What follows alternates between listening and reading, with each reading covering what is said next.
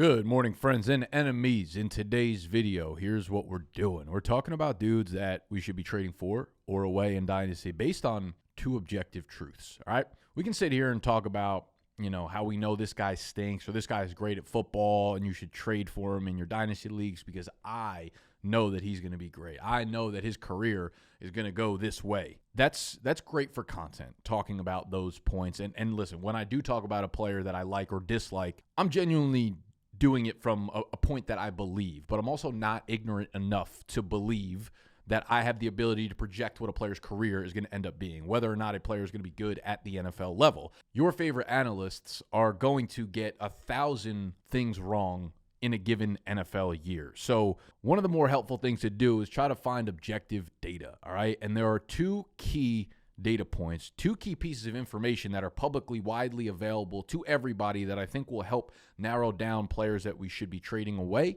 and should be trading for in Dynasty. A player's value, an objective value of a player, is going to change based on the surroundings, right? New coaches, new players, competition at his position, a new quarterback, things like that are objectively impactful to a player. So the very first data point is the NFL draft market. The NFL draft, by the time you guys see this video, I think it's probably going to be 5 or 6 days after I film it, we'll be pretty close to the NFL draft. We'll be, a week and a half, 2 weeks out from the NFL draft. You will start to get more and more information from sportsbooks, from FanDuel, from Underdog, from DraftKings, from BetMGM, from Caesar Sportsbook related to the NFL draft, pushing you to have a much higher level of insight into what these teams are going to do, who they're going to be drafting, and more specifically, what positions they are going to be drafting, so we can get a little bit of a glimpse into the future of the Dynasty players that we have on our team and whether or not they're going to have more competition added to their specific position. You can also see a bunch of mock drafts available, right? If you go to, I think it's NFLmockdraftdatabase.com, they compile all the mock drafts done around the industry. So they'll pull in NFL.com, CBS, ESPN, Pro Football Network, Yahoo, like all the mock drafts that are done on the internet, they pull them in so you could see them. And something that I like to do is kind of get a feel for where is everybody drafting or where is everybody mocking specific players to or specific positions to. You'll start to see a theme where this team, okay, every single mock draft I've seen, they've drafted a wide receiver within the first 2 rounds. And I know most of these are bullshit, and like most of these are just guys that sit on their computer and just like mock shit up that has no real resemblance to real life whatsoever. But there are a lot of guys that have insider information that talk to GMs that have access to players that make their mock drafts based on real information and real insight that they glean. So a lot of what happens in those mock drafts is what kind of pours into the outsized mock drafts here, if that makes sense. So it does come from most of these spots a point of real information or where we're leaning, but also Vegas has most of the odds that point you in the right direction. So it takes care of a lot of that noise. And data point number 2 are contracts. Player contracts are publicly available through multiple websites. I use spotrac.com, SPOTRAC.com. We will link that down below. You can see who's going to be an upcoming free agent. You can see what kind of dead cap hit a team's going to have if they let the player go. So we know when a player's contract is expiring. Do we think they're going to get a contract extension? And if they're not expiring, what the most likely time for a team to get out of that contract is. With these two objective data points, we can get a really good feel for what's going on. So based on that, I'm going to try to wrap it up into a little Christmas gift for y'all and list a bunch of players that I think are sells, that I think are buys right now, or that I think that their market is just going to be impacted and you can kind of decide what you want to do with those players, all right? Very first player I have on this list here is Jerry Jeudy, the wide receiver for the Cleveland Browns. Now, I've made videos about why I want to sell him that are more like personal, right? That are more like, I don't think he's that good of a player overall. I think a lot of his stats were blown up by Jameis Winston's pass attempts, right? It took like 5 years for a breakout, whatever. I'm trying to keep this video completely objective. When I look at the NFL draft market, there is a very, very, very, very, very clear favorite to be the number 2 pick for the Cleveland Browns. Cam Ward, very high favorite to be number 1 to Tennessee. Right behind him, Travis Hunter is now minus 275. And by the time you guys watch this video, I'm filming this on April 10th. I wouldn't be surprised if Travis Hunter is closer to minus 350, minus 400 in the markets. Travis Hunter is a very big favorite to be the number 2 overall pick to the Cleveland Browns. Now, I want us to take a minute here to watch these videos from the Browns GM, Andrew Berry. I think one of the more misguided comparisons is when people talk about Travis relative to, and this is with all due respect because these guys are Hall of Famers, to Charles Woodson and Champ Bailey, right? they say like, hey, Charles Woodson, first predominant defensive player to win the Heisman, but he was really a two-way player. Champ was a two-way player. And I think what people don't realize is, so Charles Woodson in his college career, I realize it was a different era, but he had almost as many college receptions in his 3-year career as he did interceptions. He had 21 catches in college, and 16 passes. Champ Bailey had 59 catches in his 3-year career and under 1,000 yards, and I think 8 picks. Travis in the past 2 years, so Travis, 5th in the nation in receiving, led the Big 12 with 96 catches, 15 touchdowns, 7 career picks, truly was a full-time player on both sides of the ball. And that's where he's I think there's maybe a little bit lost historically in terms of how rare of what he accomplished at Colorado. Yeah, it's like he didn't moonlight on the offensive side of the ball. In fact, if you think about it, this year alone, he had more. I want to say he had more catches, yards, and touchdowns than both Charles and Champ did combined in their 3 years. And so I think that maybe paints how incredible of a season, and really 2 seasons that Travis has had, and that's why I see it a little bit differently than those guys. I'd say this in terms of Travis Hunter, cornerback or receiver. The answer is yes. So he can play both, and I think that's what makes him special. We would see him as a receiver primarily first, but I think part of what makes him a bit of a unicorn is the fact that he can do both at a high level. All to say, if you believe that where there is smoke, there is typically fire, then you will believe that Travis Hunter is going to be a Cleveland Brown, and Andrew Berry has gone out of his way multiple times to say that they view him very much as a wide receiver first, meaning Travis Hunter is going to play significant snaps on offense, and he's going to be the best receiver there. So we're talking about jeudy getting a ton of competition. When we look at contracts, Cedric Tillman's going to be in Cleveland. David Njoku is locked up in Cleveland. And you know who's not on contract for Cleveland? A damn quarterback. You have the Achilles list Deshaun Watson, who re-ruptured his Achilles again. He's not going to be ready to play. And you have Kenny Pickett. So we're talking about Travis Hunter, the number 2 overall pick, now moving in as competition for this wide receiver 1 in jeudy. Talk about targets being moved. Talk about Cedric Tillman there. Talk about David Njoku there. Talking about an uncertain quarterback position. I am just getting out of jeudy in any way, shape, or form. People are just not talking about how Travis Hunter's draft pick there is going to impact the skill position players in Cleveland. Travis Hunter is good enough to be a guy that commands 120, 30, 40, 50 plus targets in an offense. Number 2 is Brian Robinson Jr. of the Washington Commanders. Brian Robinson Jr.'s contract is up after this year. Ultimately, I think Brian Robinson is a good player. I think he's a fun player, a good story. If I'm a fan of Washington, I like having Brian Robinson on my team.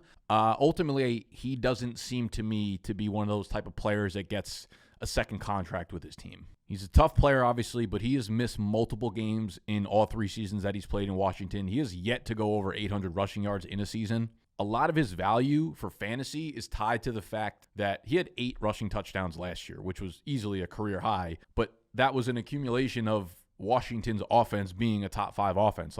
Now you have Jaden Daniels, who's going to command 26, 27, 28 points per game for the offense.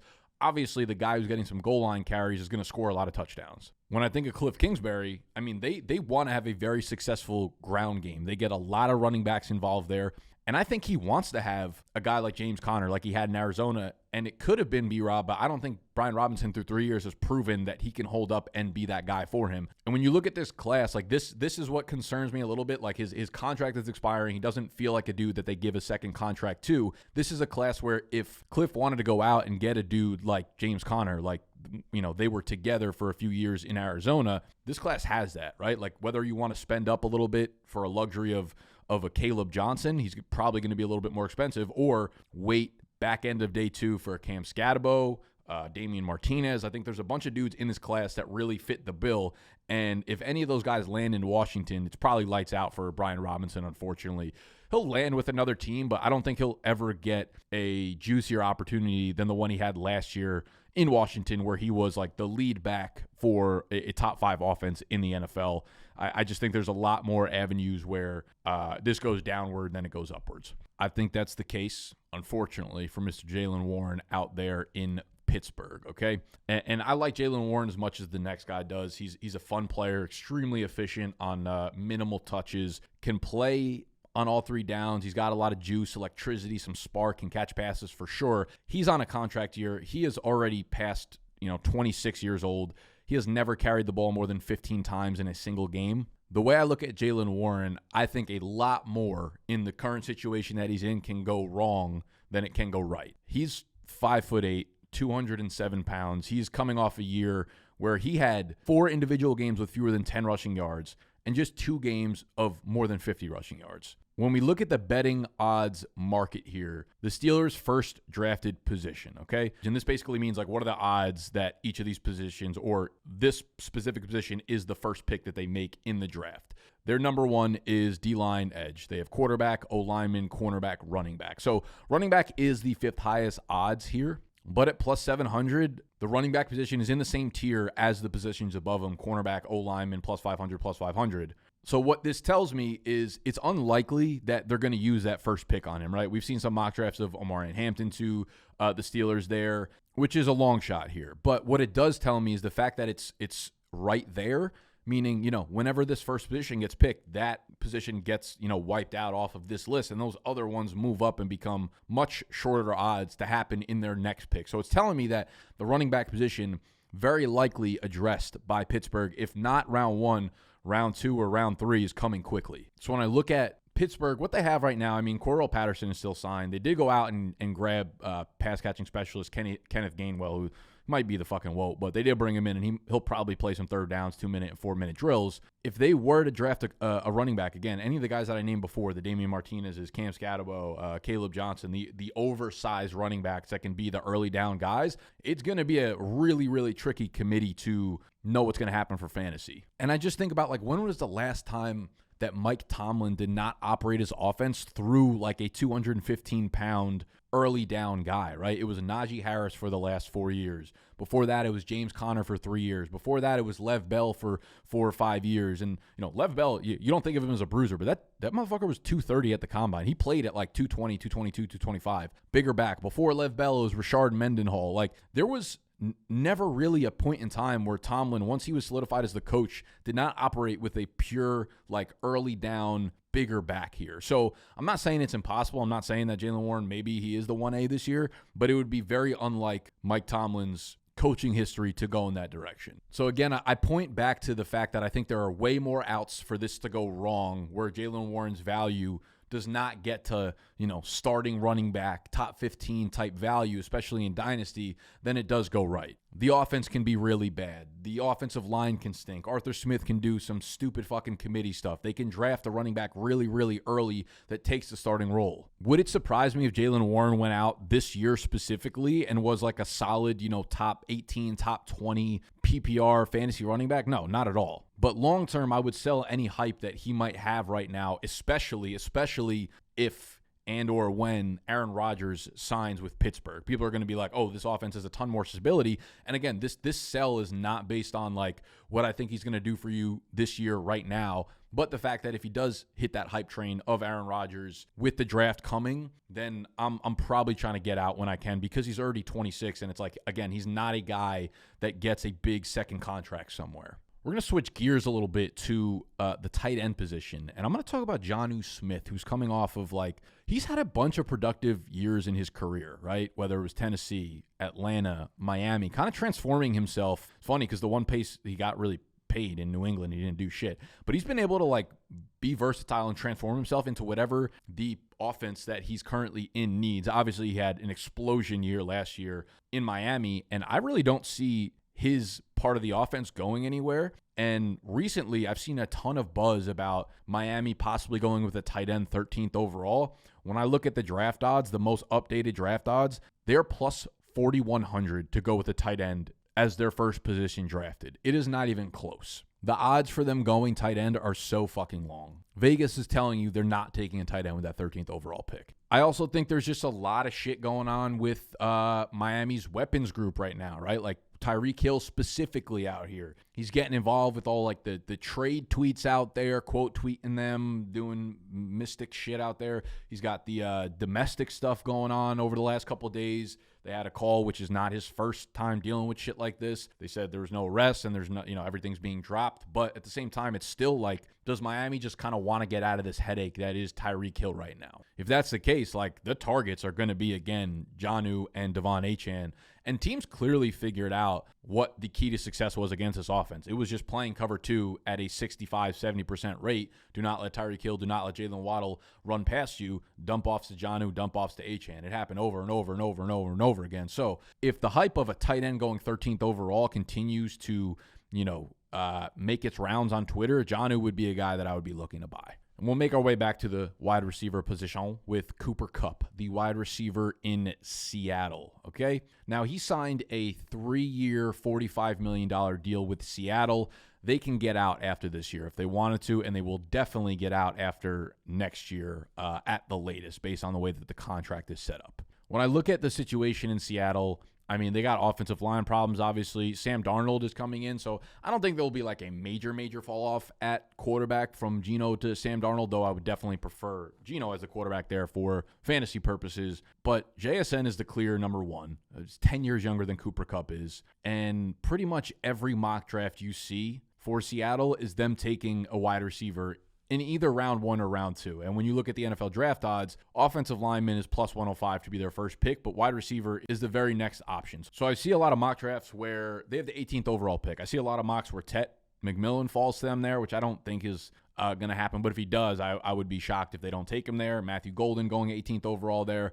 Getting a real outside wide receiver to complement those two, of course, adding target competition, adding a first or second round wide receiver is not going to be a good thing for a guy like Cooper Kupp here. So Tet McMillan, you see Jaden Higgins drafted to them a ton in the second round. I see some Trey Harris going there. Something like that makes a ton of sense. And then when I think about Cooper Kupp, man, he's already 32. He was cooked last year with injuries. He's just not the same guy. He was always a good receiver, like a really good receiver that was made great by being in Sean McVay's offensive scheme. And now he's way past his prime. His value, right now, he's valued above guys like Darnell Mooney. I would make that trade straight up in a heartbeat. Even like Stephon Diggs, Jonnu Smith, who I just mentioned, Calvin Ridley, he is valued above all of those guys, and I think I'd want to get out of Cooper Kupp as soon as I could. His trajectory is clearly on the downslope. Again, 32, extreme injury concerns, no path to being the wide receiver 1 above JSN, likely going to be at best the 2A and probably the 2B or the 3 once they draft a wide receiver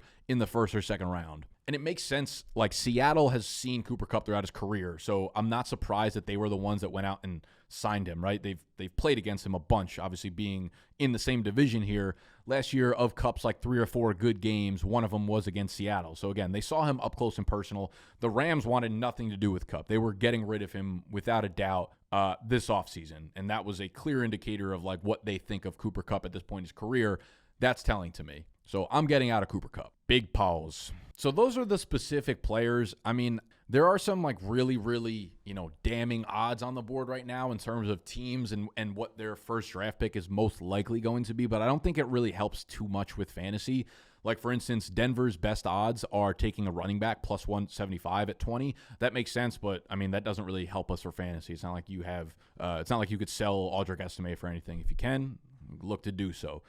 Vegas is minus 130 to draft a running back first, which means Ashton Jeanty at 6 is more likely to happen than not, but obviously no running back in Las Vegas has any sort of value right now in Dynasty Fantasy. Houston, they're minus 230 to go with an O-line. Their next highest odds for a pick is wide receiver at plus 380. So, Nico is who he is, but maybe like if there's something about Christian Kirk that you can kind of pique people's interest with and get rid of him. I've seen a lot of mocks where they go with an interior offensive lineman in the first round, but I've seen some where they go Emeka Egbuka or a guy like that complements well with Nico.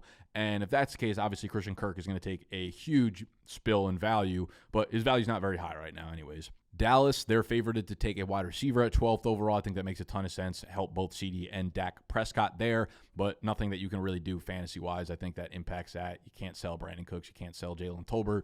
Maybe Jake Ferguson takes a hit, but his value's not very high either. Chicago, their highest odds pick is the running back, but it's still at plus 230. So basically, I think what Vegas is saying there, because they got offensive linemen at plus 320, I think they're saying if Ashton Jeanty, it's basically a coin flip, like if Ashton Jeanty does not go to Las Vegas at 6, then Chicago will take him at 10, assuming he's there and no one jumps them to take him. But I think it's a long shot for him to fall there, so offensive lineman is probably the backup play there. But in every single mock draft, I've basically seen Chicago take a running back either 10th overall or in the second round. They have the 39th and the 41st pick.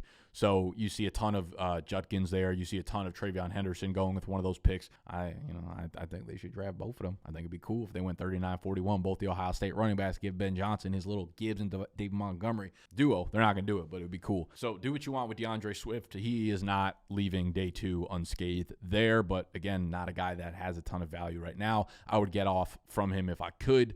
And then lastly, the last thing I saw that I thought was really interesting is New Orleans Saints are picking at 9, and their highest odd position to get drafted first is quarterback. But it is at plus 270, so it is a long shot. But that is the highest position they have going for them in the draft. And basically what that story says to me is if Shedeur Sanders drops to 9, which I don't think is crazy at all, they're most likely to take him there, which I think could be I don't think it can get really much worse than what they've had the last couple of years. So I kind of like that for Olave. He was already a guy I'm kind of looking to buy right now. So I would lean that way. If I had to put him on this list, I would say he's more of a buy because of the odds that they take a quarterback there at 9. You know, and there's a bunch of free agent backs that, again, it's hard to get a real feel for who's a buy or who's a sell right now based on free agency because we don't know where guys were drafted yet. And I think that information becomes a little bit more privy after the NFL draft. Like, for instance, Travis Etienne, he's on his 5th-year option. He's a free agent after this year. Do they draft a running back? If not, Tank Bigsby gets really interesting,